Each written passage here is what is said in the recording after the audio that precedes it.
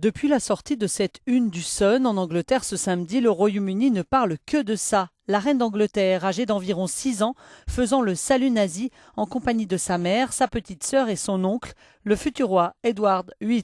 Ces images sont tirées d'un film amateur de 17 secondes, jamais rendu public auparavant, tourné en 1933 ou 1934 dans la résidence d'été de Balmoral.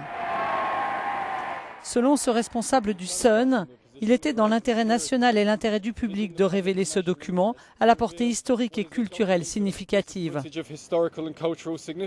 On sait aujourd'hui que le roi Édouard VIII avait de la sympathie pour les nazis. C'est peut-être cela la vraie raison de son abdication forcée, plutôt que son mariage controversé avec Wallis Simpson, une américaine divorcée. La famille royale était-elle donc pro-nazie? La future reine, filmée au volant d'une ambulance pendant le conflit, a pourtant toujours fait l'admiration de ses sujets pour son courage pendant la Seconde Guerre mondiale. Elle et ses royaux parents n'avaient pas quitté Londres pendant les bombardements allemands de l'été 40.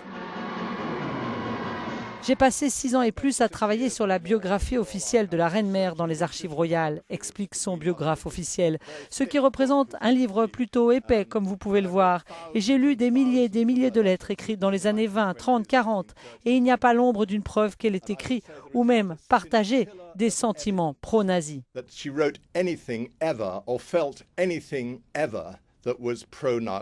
Pourtant, il y a plusieurs faits troublants. La presse britannique rappelle par exemple que 3 sœurs du mari de la reine, le prince Philippe, sont devenues membres du parti nazi en épousant des princes allemands.